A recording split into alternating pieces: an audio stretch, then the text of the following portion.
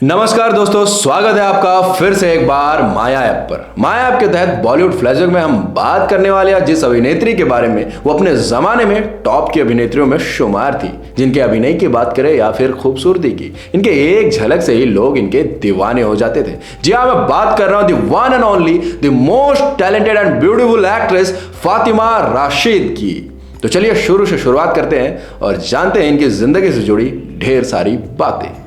फातिमा जी का जन्म 1 जून 1929 को कोलकाता में हुआ था और इनकी सबसे खूबसूरत बात यह है कि इन्होंने 6 साल की उम्र से ही एज अ चाइल्ड आर्टिस्ट फिल्मों में काम करना शुरू कर दिया था और इनकी पहली film as a child artist थी तलाशे हक। और इन्होंने जैसे ही बॉलीवुड में कदम रखा, इनका नाम फातिमा से नरगिस कर दिया गया। और नरगिस की माँ का नाम था जद्दन बाई, जो कि एक बहुत ही अच्छी क्लासिकल सिंगर थी। इनके पिता का नाम था उत्तम चंद मोहन चंद, जो कि एक बहुत ही अच्छे डॉक्टर थे, और इनके भाई का नाम था अनवर हुसैन, जो कि एक एक्टर थे। नरगिस जी की सबसे खास बात यह थी कि वो हर किरदार में बहुत ही अच्छे से ढल जाती थी, चाहे वो मासूका का किरदार हो या फिर प्यार में हारी प्रेमिका का हो या फिर दो नौजवानों की माँ का ही क्यों ना हो। चाहे किरदार कैसा भी हो, वो अपने अदाकारी से उसमें जान डाल देती थी। वो अपने हर एक किरदार के लिए बहुत मेहनत करती थी और अपने मेहनत से ही वो रील वाले किरदार को रियल बना दिया करती थी। 6 साल की उम्र से ही इन्होंने बेबी नरगिस के नाम से फिल्मों में कदम रख दिया था और फिर लोग इन्हें नरगिस के नाम से ही बुलाने लगे थे। जब इनकी उम्र 14 साल की हुई तब महमूद साहब ने अपनी फिल्म में इन्हें as a lead heroine cast किया। फिल्म का नाम था तकदीर। इनकी जोड़ी दिलीप साहब और राज कपूर साहब के साथ भी खूब जमी। एक फिल्म आई थी अंदाज, जिसमें दिलीप साहब, राज कपूर साहब और नरगिस तीनों ही ने थे और ये फिल्म काफ़ी अच्छी रही। और राज कपूर के साथ और भी कई बेहतरीन फिल्में आई, जैसे कि आवारा, बरसात, चोरी चोरी, ऐसी और भी कई बेहतरीन फिल्में इन्होंने साथ में की। राज कपूर और नरगिस की पहली मुलाकात का किस्सा भी बड़ा मज़ेदार है। हुआ कुछ यूँ था कि राज कपूर साहब को जद्दन बाई से मिलना था। जब वो मिलने के लिए उनके घर गए तो वहाँ दरवाज़ा खोला नरगिस ने। नरगिस उस वक्त पकौड़े बना रही थी तो उसके माथे पर बेसन लगा हुआ था। राज कपूर साहब ने जब ये दृश्य देखा तो ये दृश्य उनके जहन में बस गया और फिर उन्होंने अपनी फिल्म बॉबी में इस सीन का इस्तेमाल किया। जब ऋषि कपूर साहब पहली बार मिलने के लिए जाते हैं डिम्पल कपाड़िया से, तब ऐसा ही कुछ सीन दर्शाया। जहां एक तरफ नरगिस बतौर रोमांटिक हीरोइन इंडस्ट्री में अपने पांव जमा लिए थे, वहीं दूसरी तरफ महबूब खान एक अलग ही तरह की फिल्म की प्लानिंग कर रहे थे। वो प्लान कर रहे थे मदर इंडिया बनाने की और इस फिल्म में राधा के किरदार के लिए नरगिस को कास्ट किया था। नरगिस को इस फिल्म में राधा का किरदार दिया गया और उन्होंने इस किरदार को बहुत ही बखूबी निभाया।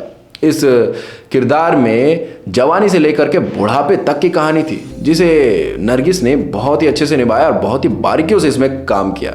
इसी कारण से उन्हें नेशनल अवार्ड भी मिला इस फिल्म के लिए। और इस फिल्म से जुड़ा एक किस्सा ये भी है कि ये फिल्म सुनील दत्त ने आखिर में किया, लेकिन इससे पहले इसके लिए कास्ट किया गया था दिलीप साहब को। दिलीप साहब को यह ऑफ़र मिला था। जब महबूब खान दिलीप साहब के पास पहुँचे ये ऑफ़र लेकर के इस फिल्म के लिए, तो दिलीप साहब ने कहा कि मैं पूरी फिल्म में नरगिस को माँ माँ कहकर कैसे पुकार सकता हूँ, वो तो मेरी फिल्मों की हीरोइन है और मैं उसके बेटे का किरदार नहीं निभा सकता। तो महबूब खान ने एक सजेशन दिया कि आप चाहें तो इस फिल्म में फादर का भी किरदार निभा ले और बेटे का भी किरदार निभा ले। पर दिलीप साहब ने कुछ सोचा और मना कर दिया, कहा कि नहीं नहीं, ये फिल्म मैं नहीं कर सकता। फिर ये फिल्म आ गिरी सुनील दत्त के झोली में। अब बात करें नरगिस जी के लव लाइफ के बारे में, तो इनका नाम राज कपूर साहब के साथ भी बहुत जोड़ा गया। बात उस समय की है जब पहली बार राज कपूर साहब नरगिस से मिले थे। वो जब उनके घर गए और उन्होंने जब दरवाज़ा खोला और उनके माथे पे बेसन लगा हुआ था, तो ये दृश्य उनके दिल में बस गया और उन्होंने ये मासूम सा चेहरा बेसन लगा हुआ जो देखा, फिर वो तुरंत गए अपने फिल्म आग के राइटर के पास और उन्होंने कहा कि इस फिल्म में नरगिस का किरदार फिक्स करो। फिर राज कपूर साहब के द्वारा निर्देशित 1948 में आई फिल्म आग की हीरोइन बन गई नरगिस। शूटिंग के दौरान नरगिस भी राज कपूर साहब को पसंद करने लगी थी। फिर 1949 में जब इनकी फिल्म आई बरसात और ये सुपर हिट रही, तो दोनों की रियल लाइफ के साथ साथ रियल लाइफ में भी नज़दीकियाँ बढ़ने लगी। और फिर 1949 में ही जब नरगिस की माँ जद्दन बाई की मौत हो गई, तब इन्हें राज कपूर साहब का बहुत इमोशनल सपोर्ट मिला और यही वजह है कि नरगिस को धीरे धीरे उनसे प्यार होने लगा और नरगिस राज कपूर साहब के प्यार में इस तरह गिरफ्तार हुई कि फिर उन्हें वापस बाहर निकलना उनके लिए मुश्किल होने लगा। दरअसल राज कपूर साहब पहले से ही शादीशुदा थे, जिस कारण से इनकी माँ, जो नरगिस की माँ और भाई थे, वो इस रिश्ते का विरोध करते थे और उन्हें उनसे मिलने से रोकते थे। लेकिन जब नरगिस की माँ यानी कि जद्दन बाई की मौत हो गई तो फिर इन्होंने किसी की एक भी ना सुनी और अपने भाई के रोक टोक से बचने के लिए उन्होंने अलग रहना शुरू कर दिया और फिर इनका अफेयर जो था वो राज कपूर के साथ चलता रहा, जो कि तकरीबन 9 सालों तक चला। इन दोनों ने लगभग 15 फिल्में साथ में की। एक बार की बात है, हुआ कुछ यूँ कि राज कपूर साहब आर्थिक समस्या से गुजर रहे थे। बात यहाँ तक पहुँच गई कि आरके स्टूडियो बेचने की नौबत आ गई। तब नरगिस ही थी जिन्होंने अपने सोने के कंगन बेचकर आरके स्टूडियो को बिकने से बचा लिया था। और ये बात भी आपको बता दूं कि आरके स्टूडियो का जो लोगो है वो भी राज कपूर और नरगिस पे ही बेस्ड है, जो कि इन दोनों की फिल्म बरसात से ली गई थी। कुछ सालों तक सब कुछ सही चला, फिर नरगिस को उनके फ्यूचर की चिंता सताने लगी। वो राज कपूर साहब से शादी करना चाहती थी, लेकिन राज कपूर साहब पहले से ही शादीशुदा थे। कहा जाता है ये है कि राज कपूर साहब सिर्फ नरगिस को प्यार का दिलासा देते रहे थे, वो उनसे सच में प्यार नहीं करते थे। और नरगिस से अफेयर होने के दौरान भी राज कपूर साहब और उनकी पत्नी के 2 बच्चे हुए थे। नरगिस अब समझ गई थी कि राज कपूर साहब उनसे शादी नहीं करने वाले हैं और वो अपने फ्यूचर को सिक्योर करने के लिए वो उनसे अलग हो गई। और फिर इनके बाद नरगिस की जो लाइफ पार्टनर बने वो थे सुनील दत्त। बात उन दिनों की है जब नरगिस दत्त बॉलीवुड की जानी मानी एक्ट्रेस थी और उन्हें एक बार सिलोन रेडियो में इंटरव्यू के लिए बुलाया गया। उस समय Sunil Dutt as a radio jockey Ceylon radio में काम कर रहे थे। फिर जब इंटरव्यू के लिए नरगिस को बुलाया गया तो नरगिस वहाँ पहुँची। ये सुनील दत्त और नरगिस के लिए पहली मुलाकात थी एक दूसरे के साथ। उस समय नरगिस दत्त बहुत बड़ी एक्ट्रेस मानी जाती थी। जब सुनील दत्त ने नरगिस को अपने सामने देखा तो वो बहुत नर्वस हो गए। इतने नर्वस हो गए कि वो उनसे एक भी सवाल तक नहीं पूछ पाए।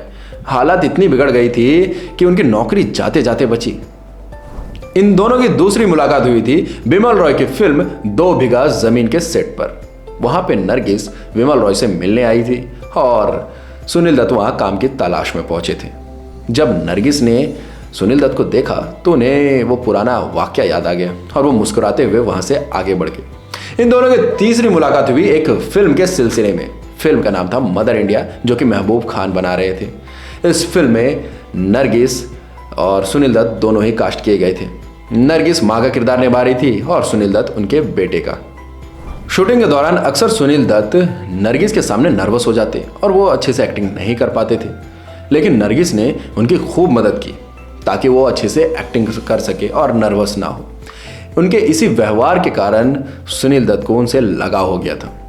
एक बार मदर इंडिया के एक सीन के शूट के दौरान सेट पर भीषण आग लग गई, जिसमें नरगिस बुरी तरह फंस गई थी। तो सुनील दत्त ने बिना कुछ सोचे समझे अपनी जान पर खेलकर आग पे कूद गए और नरगिस को वहाँ से बचा लिया।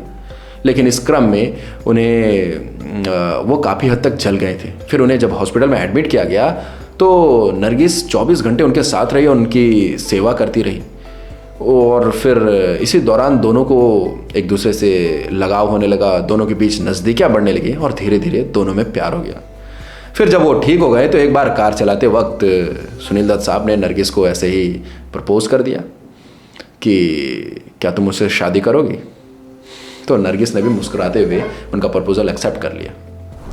और फिर ऐसे ही कुछ समय बीतने के बाद दोनों ने आपस में शादी कर ली और फिर सुनील दत्त और नरगिस को शादी से 3 बच्चे हुए। सबसे पहला सबसे बड़ा बेटा संजय दत्त, जो कि खुद एक बहुत बड़ा एक्टर है, और बेटी नम्रता दत्त, जो कि अपने मेहनत से मेंबर ऑफ पार्लियामेंट बन गई, और तीसरी बेटी रही प्रिया दत्त। अब बात करें नरगिस दत्त के द्वारा की गई उन फिल्मों की फहरिस्त की जिन्होंने बॉक्स ऑफिस पर कमाल कर दिखाया, तो इस कड़ी में जो सबसे पहला नाम आता है वो है तकदीर का, जो 1943 में रिलीज हुई और ये हिट रही। फिर आई हुमायूं, जो कि 1945 में रिलीज हुई और ये भी हिट रही। फिर आई मेला, जो 1948 में रिलीज हुई और ये हिट रही। फिर आई बरसात, जो 1949 में रिलीज हुई और ये ब्लॉकबस्टर रही। फिर आई अंदाज, जो 1949 में रिलीज हुई और ये भी ब्लॉकबस्टर रही। फिर आई जोगन जो 1950 में रिलीज हुई और ये हिट रही। फिर आई बाबुल जो 1950 में रिलीज हुई और ये भी हिट रही। फिर आई सागर जो 1951 में रिलीज हुई और ये सेमी हिट रही। फिर आई दीदार जो 1951 में रिलीज हुई और ये हिट रही। फिर आई आवारा जो कि 1951 में रिलीज हुई और ये भी ब्लॉकबस्टर रही। ऐसे ही और भी कई बेहतरीन फिल्में नरगिस दत्त ने हमारे फिल्म इंडस्ट्री को दी और अपने मेहनत के कारण ही इन्होंने भारतीय सिनेमा में अपना नाम सुनहरे अक्षरों में दर्ज करा लिया। इनके अभिनय में कुछ तो ऐसा जादू था जो लोगों को मदहोश कर देती थी। अपने इन्हीं दमदार अभिनय के कारण इन्हें 1958 में film fair award for best actress मिला और फिर 1958 में ही ये पहली ऐसी एक्ट्रेस बनी जिन्हें पद्मश्री से नवाजा गया।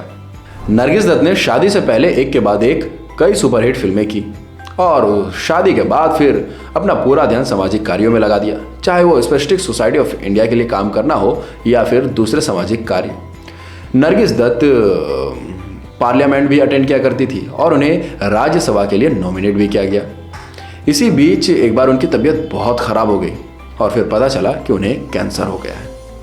फिर नरगिस अपने कैंसर के इलाज के लिए अमेरिका चली गई और फिर वहाँ से जब वापस लौटी तो वो भयंकर रूप से कोमा में चली गई। उनकी बस एक ही इच्छा थी जो कि अधूरी रह गई। उनकी इच्छा थी कि वो अपने बेटे संजय दत्त को बड़े पर्दे पर देखे और उसकी फिल्म रॉकी के प्रीमियर पर ज़रूर जाए। नरगिस जी ने कहा था कि मेरी तबीयत चाहे कितनी भी ख़राब हो, चाहे मुझे व्हील चेयर पर ही ले जाना पड़े, पर मुझे मेरे बेटे के प्रीमियर पर ज़रूर लेके जाना। मैं अपने बेटे को सिनेमा के पर्दे पर देखना चाहती हूँ। लेकिन किस्मत को शायद कुछ और ही मंजूर था। फिल्म रिलीज होनी थी 7 मई 1981 को, लेकिन उससे कुछ दिन पहले ही 3 मई को वो दुनिया को अलविदा कहकर चली गई। लेकिन वो मरकर भी अपने फैंस के दिलों में अमर हो गई। तो चलिए अगली बार मिलते हैं बॉलीवुड फ्लैशबैक के अगले एपिसोड में। बात करेंगे किसी और टॉपिक में, किसी और शख्स के बारे में, जानेंगे उनकी ज़िंदगी से जुड़ी ढेर सारी बातें।